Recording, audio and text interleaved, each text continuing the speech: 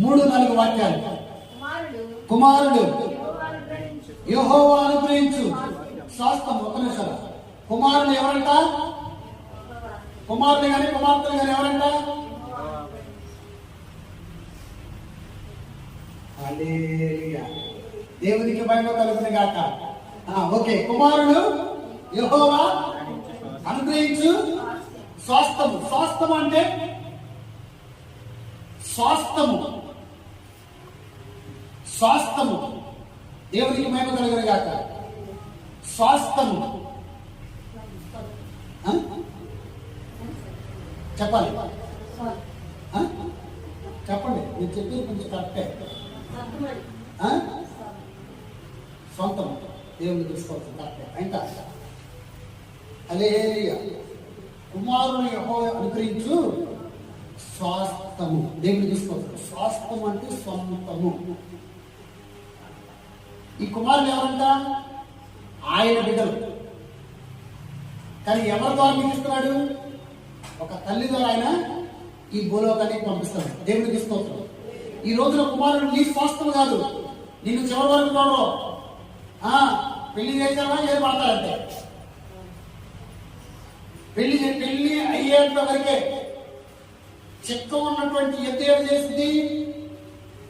గట్టు మీద నడిచింది. చెక్కలేనటువంటి ఎత్తు ఏం చేసింది? పొలాల్లో వేసింది. ఏ పొలం కాదు, ఎవరి పొలంలో పడితే ఆ పొలం. హల్లెలూయా. నీ కుమారులు కానీ నీ కుమార్తెలు కానీ ఎవరంట? వీళ్ళు పెళ్లి చేసేంత వరకు మమ్మీ డాడీ, పెళ్లి చేసేంత వరకు అమ్మా నాన్న, తర్వాత మా ఆవిడ వచ్చిందమ్మా, మా చోటు మేము వండుకుంటాం, మా సాంతం మేము వండుకుంటాం, మా రూమ్లో మేము ఉంటాం. దేవునికి మహిమ కలుగును గాక. హల్లెలూయా. అవునా కదా? రేపు పొద్దున్న ముసలాళ్ళు అయిన తర్వాత కూడా అంతే. ఇప్పుడున్న ముసలాళ్ళు నువ్వు కరెక్ట్గా పట్టించుకోలేదనుకో, నీ అత్తమ్మ విషయంలో, నీ తల్లిదండ్రుల విషయంలో నువ్వు ఏమైనా రాంగ్ స్టెప్ వేసావనుకో, నీ పిల్లలు కూడా నీకు రాంగ్ స్టెప్ కాదు, అసలు నీ కనపడకుండా దూరం. దేవుని తీసుకోవడం. హల్లెలూయా. ఈ కుమారుడు కానీ కుమార్తెలు కానీ ఈ రోజు నువ్వు ఎంతగా ప్రేమిస్తావు తెలుసా? వాళ్ళ కోసం నువ్వు కడుపు మార్చుకుంటావు, వాళ్ళ కోసం నువ్వు కష్టపడతావు, వాళ్ళ కోసం నీ సంతోషాన్ని తీసుకొని నీ సంతోషం లేకుండా చేసుకుంటావు. వాళ్ళ కోసం ఎంత కష్టపడతావు అంటే అంత కష్టపడతావు. కానీ కష్టపడుతున్నటువంటి నీవు ఈ కుమారుడు నా కుమారుడు కాదు, దేవుడు నాకు ఇచ్చినటువంటి స్వాస్థ్యము.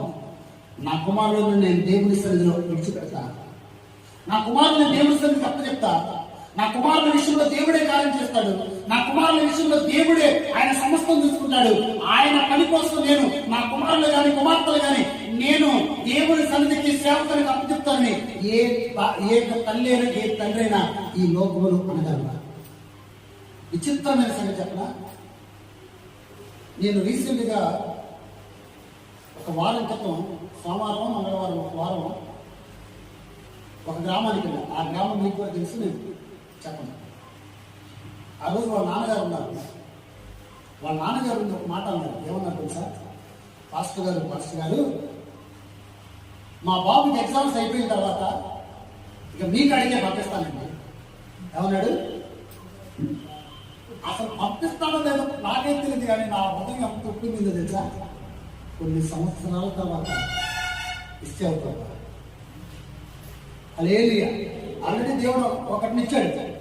ఏది? చెప్పాడు. ఎవరిని? ఆల్రెడీ దేవుడు ఇచ్చాడు. కానీ ఇంకేంటంటే ప్రాబ్లం, రైలు కట్టాలు ఎక్కిన తర్వాత స్లో వెళ్ళిందే స్పీడ్ వెళ్ళిందా? రైలు స్టార్ట్ చేసిన తర్వాత స్లో వెళ్ళిందే స్పీడ్ వెళ్ళింది? ఒకేసారి స్పీడ్ వెళ్ళిందా? ఎందుకని? ఒకేసారి పడుతుంది. వీడికి ఏంటో తెలుసు, అంతా బాగానే ఉంటుంది, లేట్ కాబట్టి. ఏంటిది? అంతా బాగానే ఉంటుంది. ఏమంటో తెలుసా? పరిస్థితికి వచ్చినప్పుడు ఏం లేదు, 10 నిమిషాలు మీకంటే ముందే ఉంటాను. నేను వచ్చి ఆరాధన స్టార్ట్ చేసి ఆ ప్రార్థన స్టార్ట్ చేసి పాటలు పాడి చివరి వరకు కూడా రాడు. వీడి కోసం మనం ఫోన్ చేయాలి.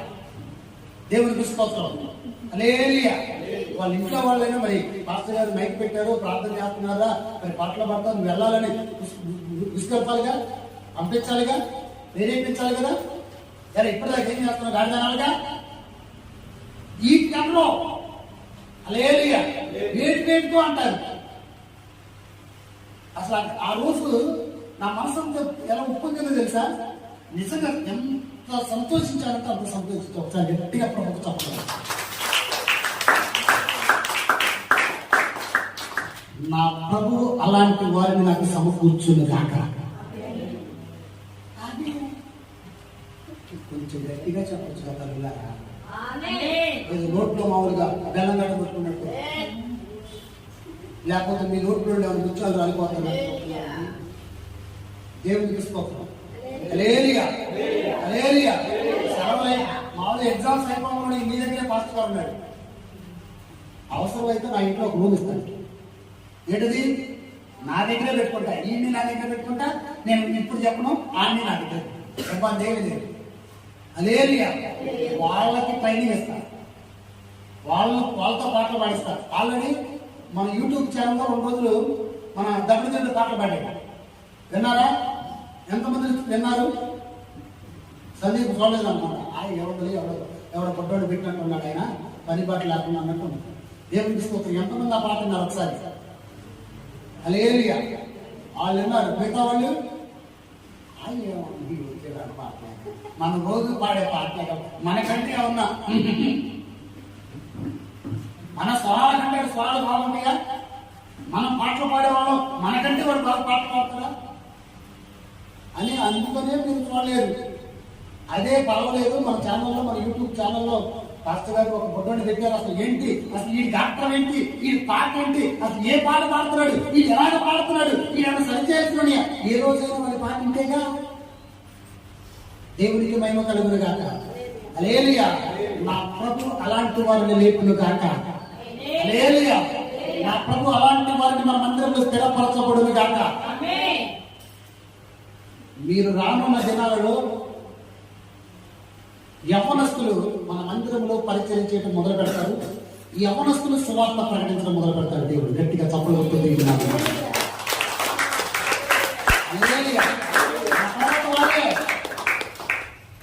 ఎవరు? నా తర్వాత దేవుడు నాకు అప్పచెప్పినటువంటి వారికే ఈ సంఘం కానీ మందిరాలు కానీ. అది ఎంత భాగ్యం తెలుసా? ఒకనొక రోజున రొనాల్డ్ బోంకే మంచి గొప్ప దైవ సేవకుడు ఒక ప్రాంతం నుండి ఇంకో ప్రాంతానికి వెళ్ళాలి. ఆ పడవలో వెళ్తా ఉన్న సమయంలో దేవుడు ఒక మాట చెప్పాడంట. ఈ పడవలో ఒక బొడ్డోడు ఉన్నాడు. ఏమన్నాడు దేవుడు? ఈ పడవలో బొడ్డోడు ఉన్నాడు. ఆ బొడ్డోడికి నువ్వు ఏదైతే మందిరాలు కట్టావో, ఏదైతే సంఘాలు నేను నీ ద్వారా నిర్మించుకున్నాను, ఏదైతే ఆత్మ రక్షించుకున్నాను, నీ తర్వాత పనివాడు వాడే అన్నాడంట. గట్టిగా చప్పలు కొడతాం ఒకసారి.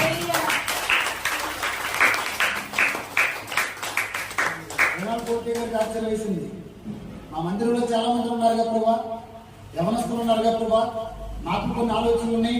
నా తర్వాత తాళపు చేతులు ఎలా ఎలకిద్దామనుకొని నువ్వేంటి ప్రభా బొడ్డోడు అంటే, సరే ప్రభా బొడ్డాన్ని నాకు చూపించన్నాడంటే ఈయన నీకు ఎదురుగా చిరిగిపోయిన నెక్కరేసుకొని చిరిగిపోయిన సొక్క వేసుకొని ఎదిరిపోతున్నాడు అన్నాడంటే ఈయన. ఎవరండి? దేవుడు 20 పంపు కట్టన్నాడంట. నీ ఎదురుగా ఈ పడవలో షిప్ అంటే పెద్దగా ఉంటుంది. నీ ఎదురుగా వస్తున్నాడు. వాడికే నీవు సంఘాలు కానీ నీ పరిచయం కానీ అప్పచెప్పాలన్నంట. దేవుడు తీసుకోవాలి. ఒక్కసారి 4 పంపే గారు ఆ బొడ్డోని చూసేసరికి ఎరికి ఆశ్చర్యం ఇస్తుంది. వాడు చూస్తే 15 సంవత్సరాలు చిరిగిపోయిన చొక్కా, మాసిపోయిన చొక్కా, చిరిగిపోయిన ఎక్కడ వేసుకొని ఆ షిప్ లో పోరాటానికి పెట్టుకున్నారని. కానీ వాడిని చూసి అనుకున్నాక, ఎంత ధన్యుడు రాదు, ఆ ప్రభు కను నీ కను ఆ ప్రభు కను నీ మీద ఉంది. ఈ రోజు నా తర్వాత సేవ పరిచయం చేసేది. ఆ బొడ్డోని తీసుకెళ్ళి మాతో వస్తానంటే వస్తా అన్నాడు. అన్నాడు వస్తానన్నంట. ఆ బొడ్డోని తీసుకెళ్ళి బైబిల్ ఇచ్చి అతని ద్వారా దేవుడు తన నామానికి మహిమ తెచ్చుకుంటున్నాడు.